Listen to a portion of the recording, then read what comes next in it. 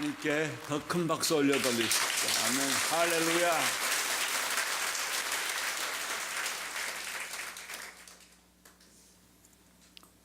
어, 52일 동안 성벽 공사가 끝났습니다. 그들은 해 뜰 때부터 별 뜰 때까지 공사를 했습니다. 그 안에 원수들이, 적들이, 공사를 방해하는 세력들이 수없이 많이 나타났지만 느헤미야는 그 비전과 믿음으로 그 모든 원수들과 적들의 모함과 계획을 다 물리쳤습니다. 이제 백성들은 고향을 찾아 마을로 가서 다 안정을 했습니다. 안착을 했는데 이것이 느헤미야의 끝이 아닙니다. 백성들이 집에 돌아가 고향과 돌아가 가족들을 다 만나서 이제 좀 쉬고 이제 좀 안식하고 했는데 아침 우리들이 큰 일을 하고 난 다음에 며칠 밤 푹 자고 나서 깨면 그대로 거기에 주저앉지를 않는 것처럼 이스라엘 백성들은 하나님의 일을 경험하고 하나님의 기적을 맛본 사람들은 고향에 앉아서 계속 잠만 잘 수가 없어요. 그 생각에 꽉 차서 이대로 앉아 있을 수가 없다. 그들에게 영적인 목마름이 왔어요. 말씀의 갈증이 왔어요. 우리가 성막을 짓고 원수들하고 싸우느라고 세월 다 보내고 우리 건강을 다 잃어버렸다 할지라도 이것이 결론이 아니다. 우리에게 중요한 것은 하나님 말씀을 듣는 것이다. 그래서 학사 에스라를 초청하게 됩니다. 그 당시는 우리같이 설교하는 게 아니고 설교도 했죠. 그건 레위 사람들이 말씀을 듣고 그걸 해석해서 백성들에게 전해주는 일을 했지만은 학사 에스라는 큰 두루마기 성경책을 가지고 와서 하루에 6시간씩 그것을 읽었어요. 그냥 성경을 읽었어요. 설교한 것도 아니고 해석하는 것도 아니고 주석하는 것도 아니에요. 우리는 뭐 이 책 저 책 읽고 죽으라고 공부하고 성경 읽고 이제 설교를 하지 않습니까? 그래도 사람들이 잘 못 듣고 못 알아듣고 교회를 떠날 때가 참 많습니다. 이스라엘 백성들은 에스라가 읽어준 성경 구절만 가지고도 충격을 받고 말씀을 듣는 순간에 그들은 손을 들고 아멘 아멘 소리를 지르고 땅에 얼굴을 대고 납작 엎드려 여호와께 예배를 드렸습니다. 이게 예배예요. 말씀을 들으면 예배가 우러러 나옵니다. 이게 말씀을 들으면 우리 몸에 진동이 일어납니다. 변화가 일어납니다. 그들은 땅에 엎드려 머리를 이마에 대고 그리고 정말 납작 엎드려서 하나님께 예배 드리게 되는 것이죠. 지금 우리가 드리는 예배의 대부분은 예배가 아닐 수 있습니다. 추우면 안 오고 비 오면 안 오고 또 배고프면 안 오고. 저도 옛날에 그런 적이 있었거든요. 그 전도사 시절에 전도사 하다가 저희 집에 가보니까 라면이 하나 없어요. 먹을 게 없어. 그 이제 좀 쉬었다가 또 저녁에 교회를 가요. 주일날인데 그때 청년부 학생 하나가 찾아왔어요. 목사님 좀 상담하고 싶습니다. 근데 이제 내 인간적인 생각에 라면도 하나 대접할 먹을 게 없는데 저 사람을 어떡하나 하다가 제가 바보 같은 짓을 했어요. 다음 주에 만나자. 그리고 내가 보냈어요. 그 다음 날 자살했어요, 이 사람. 그러니까 뭔가 이 사람은 중요한 문제가 있어서 날 찾아왔는데 그걸 내가 라면 없다고 대접할 게 없다고 초청을 받아들이지를 못한 거예요. 그게 지금까지도 늘 응어리가 돼 있어요. 내가 참 그때 잘못했다 하는 것이죠. 사람들은 말씀을 듣는 순간에 예배라는 것을 깨닫기 시작했어요. 예배를 깨닫는 순간에 그들은 무릎을 꿇었어요. 얼굴을 땅에 댔어요. 그리고 아멘 아멘 하면서 그 말씀을 주신 하나님께 찬양하게 됐어요. 이게 말씀의 감격입니다. 그러니까 말씀을 들으면 내 안에 예배가 생기고, 두 번째는 부흥이 일어납니다. 이게 부흥이에요. 말씀 없는 부흥은 바른 것이 아닙니다. 여러분, 사람 많아졌다고 부흥하고 웃고 왔다고 부흥한다고 생각하면 큰 오산입니다. 말씀은, 이 부흥은 말씀을 듣고 예배를 깨닫고 회개하는 거예요. 그래서 그들은 울기 시작을 했어요. 눈물이 떨어지고 어깨가 흐느적거리고, 그런 변화가 누가 시키지도 않았는데 일어난 거예요. 그러니까 진정으로 교회에서 일어나는 현상은, 목사님은 설교하면 그 설교를 들을 때 자기도 모르는 사이에 내 몸에 진동이 오고 변화가 오고 녹아지고 깨지고, 깨진다는 얘기는 간단한, 내 생각이 지금까지 잘못되어 왔다 이거예요. 그거 바꾸는 걸음이에요. 그리고 울기 시작을 해요. 얼마나 울었던지 느헤미야 총독과 학사 에스라가 레위 사람들을 백성에게 보냅니다. 더 이상 울지 마라. 이날은 주의 날이다. 슬퍼하거나 울지 마라. 그리고 여호와를 기뻐하라. 슬퍼하는 것 대신에 큰 잔치를 베풀라. 여호와를 기뻐하는 것이 너희의 힘이다.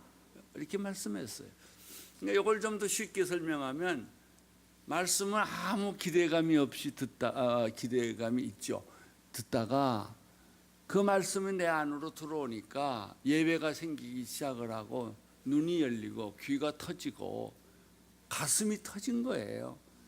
그러니까 이 사람들 안에 예배가 생기고, 예배가 생기니까 울기 시작한 거예요.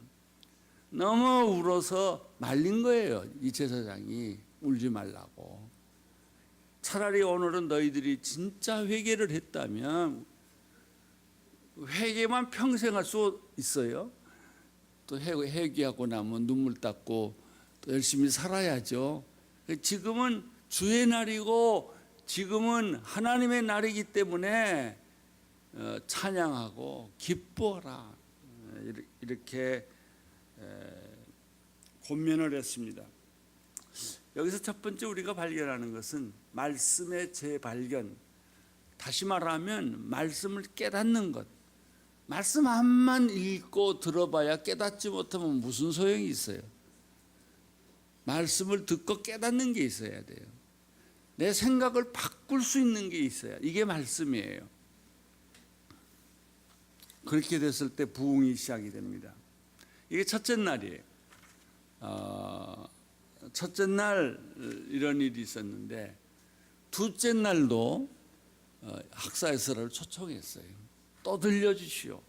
그래서 찬송가에 보면 그 말씀을 또 들려주시오, 그런 찬송가가 있잖아요. 말씀을 들으면 들을수록 자꾸 이게 빨려 들어갑니다. 말씀을 두 번째 에스라가 또 읽어줬어요. 그런데 어제 읽은 말씀과 달리 둘째 날 읽은 말씀에서 처음 들어보듯이 새로운 말씀을 깨달은 거예요. 그것은 그들이 이 텐트를 치고 광야 생활에 고생했던 것을 기억하기 위해서 수장절이라는 것을 지켜요. 7일 동안 텐트를 치고 거기에 나뭇가지를 얹고, 그 다음에 사람이 할 수 있는 가장 고통스러운 삶을 사는 거예요. 그 쓴나물을 먹고 무교봉을 먹고 잠자리가 험하고 그렇게 일주일을 해야 돼요. 그리고 과거를 돌이켜보게 하는 거예요. 홍해 사건을 돌이켜보게 하고 애굽에 있던 사건을 돌이켜보게 하고 광야 생활을 돌이켜보게 하고 그다음에 가나안 땅에 들어가서 7 족속과 싸우던 일들이 있었는데 그거를 이제 회상을 하면서 일주일을 보내요. 그런데 자기들이 드리고 있는 초막절은 그런 집회가 아니었다는 겁니다. 편한 집회, 안락한 집회, 허리가 아프다, 다리가 아프다, 뭐 이제 우리는 이런 얘기를 많이 하는데 그런 안락한, 안 아픈, 고통이 없는, 배가 고프지 않는 그런 예배를 드린 거예요. 그러니까 자기가 드리는 예배하고 말씀에서 모세를 통해서 준 예배하고 너무 차이가 있다는 것을 발견한 거예요. 온 백성과 성읍과 성전에 성경대로 초막을 다시 지었어요. 지금 우리가 드리는 초막은 가짜다. 우리가 드리는 예배는 가짜다. 진짜 예배를 좀 드려보자. 그래가지고 온 백성에게 이야기를 해서 초막절을 다시 지키게 됐는데 제일 먼저 성전부터 다 바꾼 거예요. 성경대로 초막을 다시 짓고 7일 동안 천막 안에서 살면서 율법책을 낭독하고 제8일에는 광장에 모여 큰 집회를 열었던 거예요. 그러니까 사람 다니기 불편한 데는 천막을 안 짓고 그랬겠죠. 어디 구석이나 짓거나 집 뒷칸에 짓거나 뭐 이렇게 했겠죠. 이거부터 고친 거예요. 그래서 성전 안에도 천막을 짓고 광장 안에 천막을 짓고 또 성벽 뒤에도 짓고 그렇게 해가지고 그들이 이제 77절을 진짜 드리기 시작한 거예요. 성경대로. 이제 여기서 우리가 굉장히 중요한 사실을 발견해요. 비슷한데 다른 게 있어요. 우리 대부분의 크리스천들은 크리스천 같은데 아니에요. 형식만 비슷해요. 모양만 비슷해요. 겉모양만 비슷해요. 화장을 했어요. 그걸 베껴보면 가짜 그리스도인들이에요. 하나님 말씀도 지키지 않고 율법대로 안 살았단 말이죠. 사람의 눈은 속일 수 있으나 하나님의 눈은 속일 수가 없었던 것이죠. 형식적이고 전통적인 예배를 개혁하는 것, 신령과 진정으로 예배드리는 것, 그것이 개혁이에요. 부흥은 말씀을 듣는 거예요. 개혁은 형식을 바꾸는, 형식과 전통을 돌이키는 거예요. 근데 요즘 우리 시대는 이 두 가지가 다 안 돼요. 그러니까 부흥하는 것 같은데 부흥이 없고 개혁이 일어나는 것 같은데 개혁이 없어요. 마틴 루터가 종교 개혁을 했지 않습니까? 그것은 지금까지 우리가 들어왔던 전통적인 종교 개혁 개념을 바꿔버린 거예요. 95개의 조항을 내려 걸고 성경으로 돌아온 거예요. 그럼 마틴 루터가 종교 개혁을 하게 된 건 뭐야? 성경으로 돌아온 거예요. 모든 사람들은 성경을 이해를 잘못하고 있었던 것이죠. 그러니까 뭐가 결론적으로 잘못됐냐면 예배가 잘못됐고, 예배가 잘못됨으로 말미암아 모든 형식이 다 잘못된 형식, 그것이 형식이 잘못된 형식이 이렇게 오래 가면 전통이 돼버려요. 그 다음에 성경보다는 전통을 우선순위로 여긴단 말이죠. 우리 오늘의 교회에서 보면 재밌는 게 이제 다른 교회인들이 가끔 오세요. 와서 예배를 드리면 이분들이 와서 이렇게 보고는 자기 교회 옛날 자기 교회식으로 예배 안 드린다는 거예요. 그래가지고 불평을 하고 왜 여기는 이렇게 예배를 안 드리냐 이런 얘기를 아주 종종 해요. 근데 그걸 들어보면 사람이 자기를 벗어난다는 것, 자기의 기존 생각과 개념을 벗어버리는 것이 이렇게 어렵다는 것을 제가 느껴요. 그래서 개신교는 매일 개혁하는 거예요. 매일 새로워지는 것이죠. 늘 이 새롭다는 생각, 옛날에 안주하면 그때부터 죽음이 찾아와요. 끊임없이 개혁을 해야 돼요. 끊임없이 우리는 형식을 벗어나야 돼요.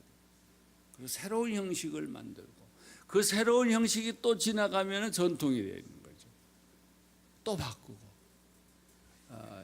아주 예민하게 지금 우리가 뭘 하고 있나? 진짜 우리가 하나님을 바라보고 있나?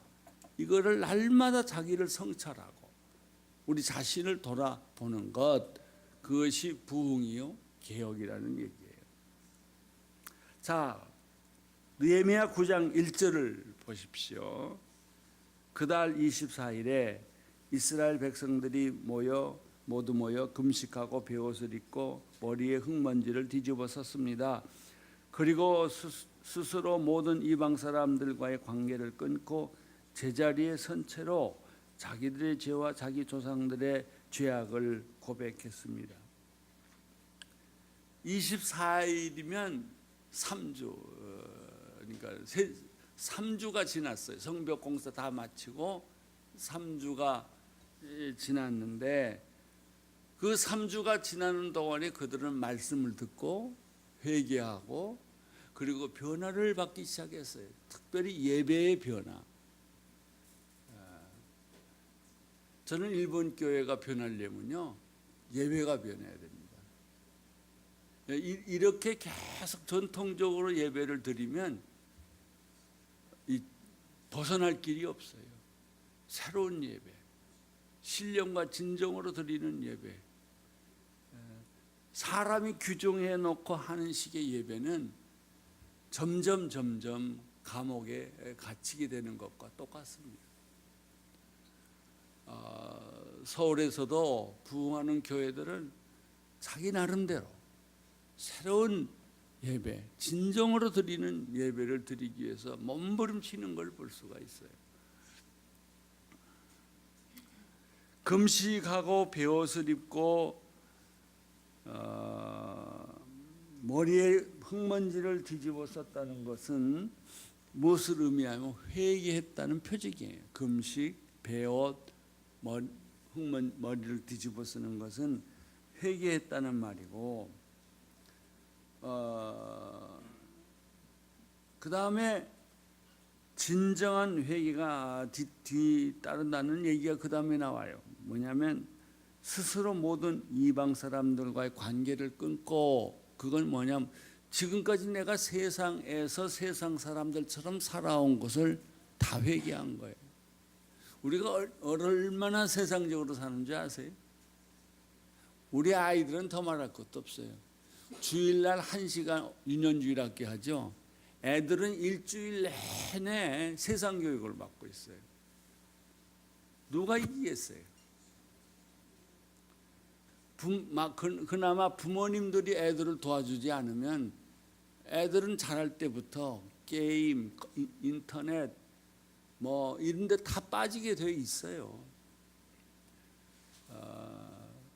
자기 아이를 교회에다 맡겨놓고 그 선생님 한 번이라도 찾아가는 부모가 없어요. 학교에서는 뭐 이것도 싸들고 저것도 싸들고 선생님한테 열심히 찾아가는데 우리 교회에서는 그런 걸 발견할 수가 없어요.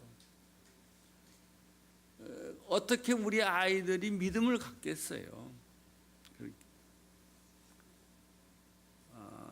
관계를 끊고, 이거는 이방 사람들과 결혼을 끊고라는 말이에요. 성경은 국제 결혼을 반대하지 않아요. 그게 아니고 종교적 혼음을 경고하는 거예요. 영적 혼음, 신앙적인 야합, 이거를 지금 경고하는 것이죠. 이방인과 결혼을 잘못하면 이방 종교가 그 집안으로 들어와요. 이런 것을 끊고 선체로 회개를 앉아서 안 했어요. 선체로 그 다음에 회개를 했는데 자기 죄만 고백한 게 아니라 아주 재미있는 게 있어요. 자기 조상들의 죄까지 회개를 해요. 근데 회개는 보통 자기 죄만 회개해요. 근데 부모님들이 잘못 살아왔기 때문에, 죄를 지었기 때문에 그게 후손들에게까지 온 거예요. 그래서 회개할 때는 자기 죄와 조상들의 죄까지 내 죄인 걸로 알고 회개했다 그 말이에요. 근데 우리 교회에서 보통 회개하는 걸 들어보면 우리 부모님들 조상들의 죄를 회개하는 건 별로 들어볼 수가 없어요. 이스라엘 백성들의 회개의 특징은 자기 조상들의 죄까지도, 다시 말하면 이스라엘 백성들이 홍해를 건너고 광야에 와서 얼마나 목이 곧고 불순종하고 하나님 대신에 금송아지를 만들고 그리고 하나님을 배신하지 않았습니까? 그 죄를 누군가 하나도 고백을 안 한 거예요. 그러니까는 그 죄까지 생각하면서 이 사람들이 회개했다는 것이죠.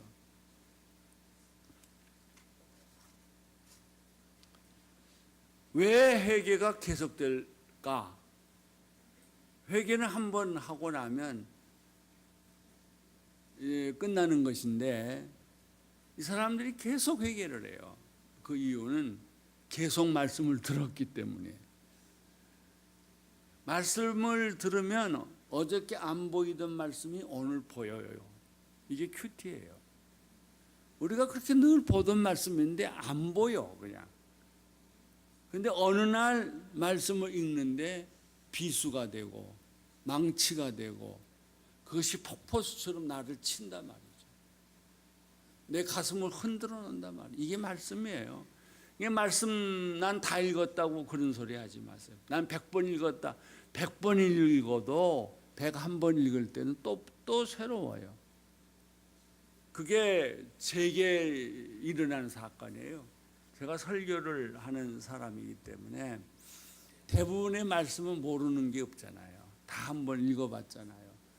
또 어떤 설교는 수없이 여러 번 했잖아요. 근데 똑같은 말씀이라도 오늘 보면 새로워요. 전혀 안 보이던 게 보이고 안 느껴지던 것이 느껴지기 시작을 하는 거예요. 깜짝 놀라요. 아니 이 말씀에 이런 진리가 숨겨져 있다니 이랬죠. 특별히 우리가 제일 잘 아는 성경의 진리가 아주 함축되어 있습니다. 보물입니다.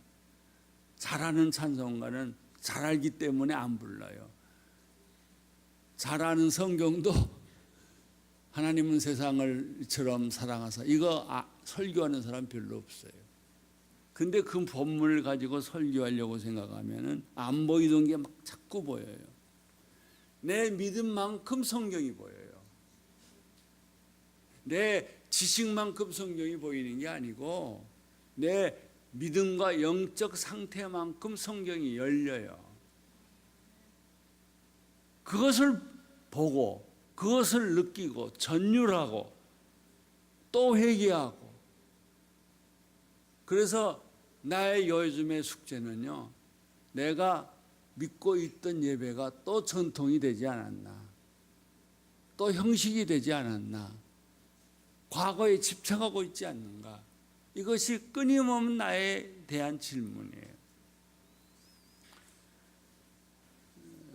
느헤미야 9장 3절 읽겠습니다. 그들은 또 각자의 자리에서 일어나서 낮 시간의 4분의 1 그들의 하나님 여호와께 율법적을 읽고 또 4분의 1은 죄를 고백하며 그들의 하나님 여호와께 경배했습니다. 낮에 4분의 1이라는 것은 한 3시간 정도를 의미합니다. 3시간 정도 성경 읽고 성경 읽고 나면 회개할 게 또 생겨요. 옛날에는 죄라고 생각하지 않았던 게 죄라는 걸 알게 되고 옛날에는 이게 바르게 살아왔다고 생각했는데 성경을 보면 내가 살고 있는 게 바른 것이 아니었단 말이죠.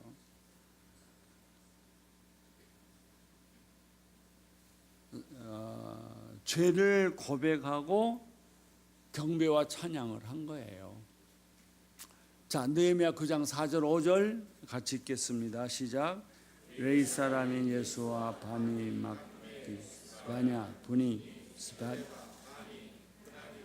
단상에 서서 큰 소리로 그들의 여호와께 부르. 그러니까 레이 사람들 중에 일부는 단상에 서서 하나님께 큰 소리로 경배와 찬양을 드리고 예배를 드린 거예요. 5절은 또 다른 레위인이 나와요. 그리고 레위인들 곧 예수와 감미엘, 바니, 합삼니아, 세레바, 호디야, 스바냐, 브라히야가 백성들을 향해 소리했죠. 재밌어요. 한쪽 제사장은 하늘을 향해 소리를 지르고 한쪽 제사장은 백성들을 향해 이야기를 소리를 쳤단 말이죠. 모두 일어나서 주 너희 하나님을 영원토록 찬양하라. 주의 영광의 이름을 송축합니다. 주께서는 모든 찬송과 찬양 위에 높임을 받으소서. 이렇게 이제 백성들에게 이걸 가르친 거예요. 모두 일어나서 이렇게 주 너희 하나님을 찬양하라고 했을 때, 다시 말하면 말씀을 읽으면 다도 모르는 죄가 자꾸 드러나고 깨달아지고 회개가 되고, 그 이제 다 됐다고 생각하고 또 성경 읽어보면 내가 미처 회개 못했던 것, 깨닫지 못했던 게 또 깨달아지고 이렇게 된단 말이죠. 이게 말씀과 회개가 이렇게 반복해서 나타나면 무슨 현상이 생기냐? 신앙 고백이 터져 나와요. 그때야. 9절 6절부터 8절까지 읽겠습니다. 9장 시작. 오직 주만이 여호와십니다. 주께서는 하늘과 하늘 위의 하늘과 그 위에 떠 있는 별무리와 땅과 그 안에 있는 모든 것, 바다와 그 안에 있는 모든 것을 다 짓고 생명을 주셨으니 하늘의 만물이 주를 경배합니다. 여호와께서는 7절 8절 주께서는 여호와 하나님이십니다. 주께서는 아브라함을 선택해 갈대아 우르를 끌어내시고 아브라함이라는 이름을 주셨습니다. 그 마음이 주께 신실하신 것을 보시고 주께서 가나안 족속과 헷 족속과 아모리 족속과 브리스 족속과 여부스 족속과 기르가스 족속 땅을 자손에게 주시겠다고 언약하셨는데 의로우신 주께서 그 약속 어떻게 했어요? 지켰어요. 하나님은 약속한 것은 한 번도 지키지 않는 적이 없어요. 반드시 지켜요. 그 내용을 요약해 보면 오직 주만이 여호와이십니다.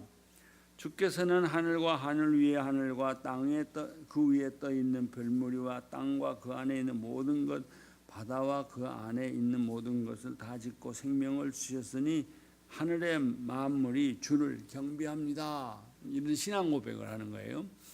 여기서 재미있는 건요, 이 하늘을 하나님의 태초 천지를 창조하셨다 그랬잖아요. 하늘에 대한 설명을 보세요. 얼마나 이 성경의 기자들이 우주적인 세계관, 현대인들도 발견하지 못하는 과학의 세계까지 다 발견했어요. 하늘과 우리가 이 하늘을 보죠. 비가 왔다, 구름이 꼈다, 태양이 있다, 이걸 보는데 하늘 위에 하늘이 있다고 그래요. 헤븐스에. 하늘은 단수가 아니에요. 얼마나 하늘 위에 하늘이 있고 하늘 위에 하늘이 있는지 상상을 못하는 거예요.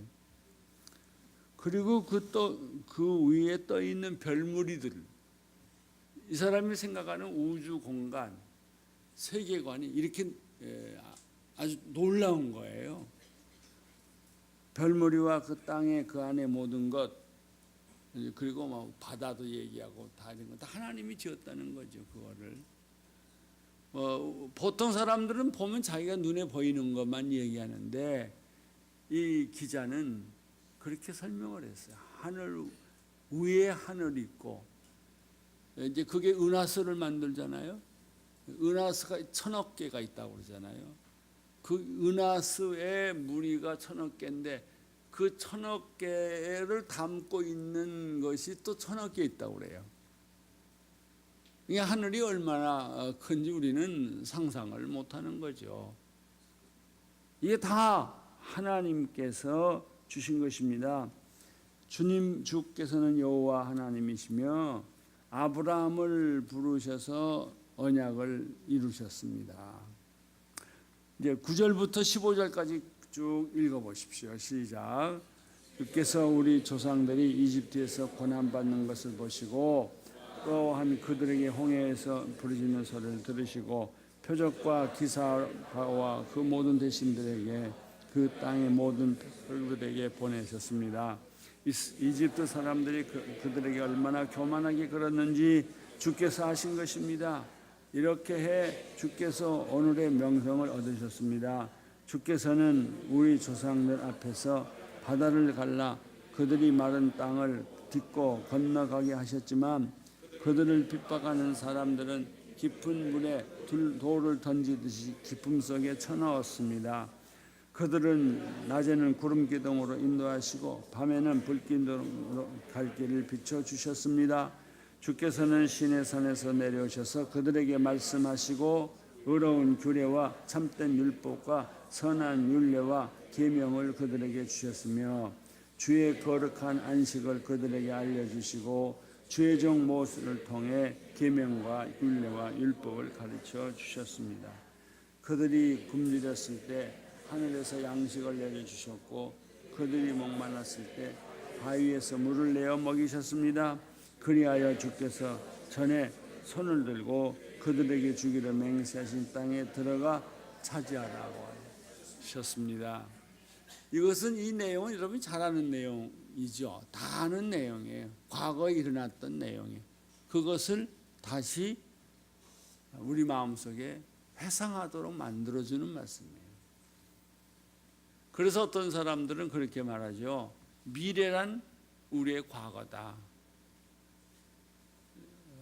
미래를 생각하면 누구든지 절벽에 서 있는 것 같아요. 안 보이니까, 깜깜하니까. 그런데 우리의 과거를 돌이켜보면 하나님이 내가 죽을 뻔했는데도 살려주시고 절망 중에 희망을 주시고 또 나에게 정말 저주와 가난과 핍박 속에 있었지만 다시 살려주신 그 지난 과거가 곧 미래에 나타날 얘기다 이거예요. 안 보이는 게 아니에요. 우리 지나온 과거를 생각해 보면 우리 미래가 확실히 보인다는 거예요. 그러면 이스라엘 백성들이 항상 생각한 미래는 네 가지예요. 애굽에서의 고통하던 때 얼마나 눈물로 기도하며 하소연했냐는 거죠. 그래서 하나님이 그 소리를 듣고 애굽 이스라엘 백성들을 홍해를 갈라게 했던 사건. 바로가 하나님의 뜻을 저항하고 계속해서 핍박을 하니까 하나님이 10가지 재앙을 주어서 보내지 않았습니까? 이 사건, 홍해가 바다같이 갈라진 사건. 요즘 신학에서는 홍해는 없다, 갈대밭이다 이렇게 얘기를 해요. 그랬더니 어느 학생이 손 들고 질문하기를 그러면 그 뒤에 애굽 사람들이 다 빠져 죽은 것은 뭡니까? 홍해가 아니고 갈대밭이라면 이렇게 해도 말이 안 맞고 저렇게 해도 말이 안 맞는 거예요. 우리는 성경이 기록된 사실을 그냥 믿어야 돼요. 그래서 그 네 가지 거예요. 에집트에서 고생하던 거, 그래서 이스라엘 백성들이 하소연하고 눈물 흘리던 거, 하나님이 애굽의 바로의 손에서 홍해를 건너게 한 거, 그 다음에 하나님께서 또 40년 동안 애굽에서 뺑뺑 돌린 거. 하나님이 고기도 주시고 만나도 주시고 또 하나님께서 율법도 주시고 또 하나님께서 생수도 주시고 불기둥도 주시고 구름기둥도 주셨던 이 7가지 사건을 다 회상해봐라. 그리고 마지막으로는 여호수아를 통해서 가나안 땅을 점령했던 사건, 이걸 생각해봐라. 얼마나 우리 하나님은 어제나 오늘이나 영원토록 동일하시고 신실하신 하나님이냐. 지금도 하나님은 우리에게 약속한 모든 것을 우리가 미래는 안 보이지만 이미 다 이루어진 것과 똑같은 것이다. 의심하지 마라. 그래서 성경에는 끊임없이 애굽에 살던 때의 고생, 그 다음에 홍해 걸른 사건, 광야에서 그렇게 고생하던 뺑뺑 돌리던 사건, 그 다음에 젖과 꿀이 흐르는 가나안 땅에 들어간 사건을 늘 회상하게 하는 거예요. 그 얘기가 9절부터 15절 사이에 있어요. 16절 읽어주세요. 그러나 우리 조상들은 교만하고 목이 곧아져서 주의 계명을 이렇게 하나님이 해주셨지만 기적을 보면서도 기적을 안 믿었어요. 그래서 애굽으로 돌아가려고 그랬고 금송아지를 만들려고 그랬고 조금만 기회만 주면은 불평과 원망을 하고 딴소리를 하고 이렇게 했단 말이죠. 그러니까는 하나님이 은혜를 그렇게 베풀어 주었음에도 불구하고 자꾸 딴짓을 하고 딴 생각을 하고 밥알을 거꾸로 먹었는지 아무튼 계속 이상한 소리만 하고 그러니까 이제 하나님이 화가 난 거예요. 여러분, 광야에서요 이스라엘까지 갔는데 2주일밖에 안 걸려요. 40년을 안 보내요. 어떻게 안 보내느냐? 구름 기둥이 이동해야 사람들이 이동하는데 구름 기둥이 안 가요 거기를. 그러니까 쉽게 끝날 일을 너무 어렵게 대가를 치르면서 했고 1세대는 가나안 땅에 못 들어갔잖아요. 불순종하는 사람들 가나안 땅에 못 들어가게 하세요.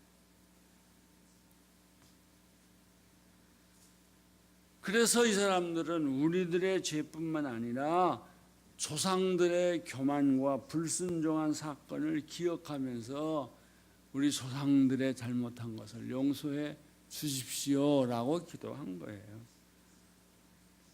17절 읽어주세요. 시작. 주께서 그들 가운데 일으키신 기적을 곧 잊었습니다. 그들은 목이 곧아져 거역하고 두목을 세워 종살이하던 곳으로 돌아가려고 했습니다. 그러나 주께서는 용서하시는 하나님이여 은혜와 긍휼이 많으며 더디 화내시고 사랑이 많으신 분이기에 그들을 저버리지 않았다. 여러분, 이스라엘 백성들이 그렇게 고생해놓고 또 말을 안 들어요. 또 불순종해요. 또 과거로 돌아가려고 해요.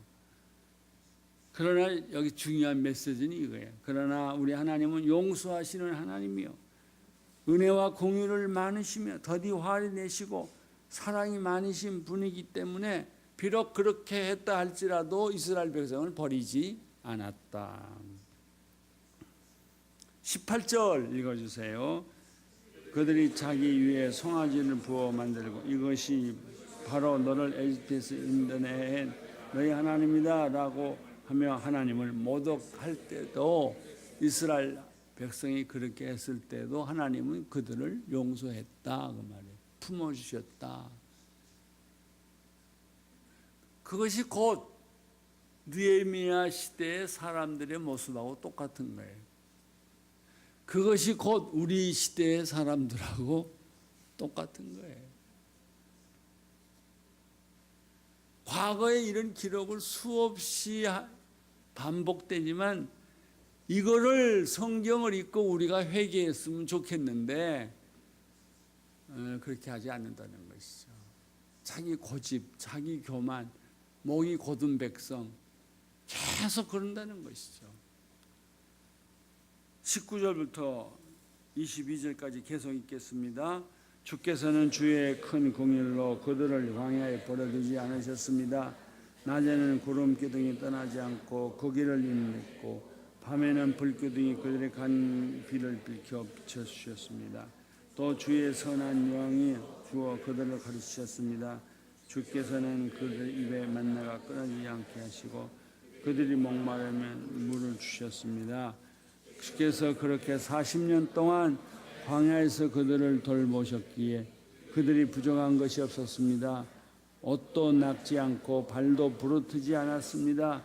주께서 여러 나라 민족들을 우리 조상에게 굴복시켜 주셨고 그 영역을 나누어 주셨습니다. 그리하여 그들은 헤스본 왕 시온의 땅 바산 옥의 땅을 차지했습니다. 얼마나 놀라운 일입니까? 그럼에도 불구하고 결론, 하나님은 우리를 사랑하시고 용서하시고 품어주시고 은혜를 베풀어 주시고 또다시 기회를 주신다는 것이죠. 이 기회를 놓치지 마십시다. 은혜를 베푸시는 하나님, 용서하시는 하나님, 우리에게 희망을 주시는, 또 주시는 하나님, 그분을 버리지 말고 불순종하지 말고 오늘 우리 세상에 세상은 점점 어두워져 가고 악의 세력이 승승장구하는 이때에 힘을 합하여 주님을 찬양하고 섬기고 예배드리고 경배하는 말씀을 듣는 축복이 여러분들에게 있게 되기를 축원합니다. 안심하십시오. 하나님은 여러분을 용서하십니다. 기회를 주십니다. 사랑하십니다. 할렐루야. 아멘.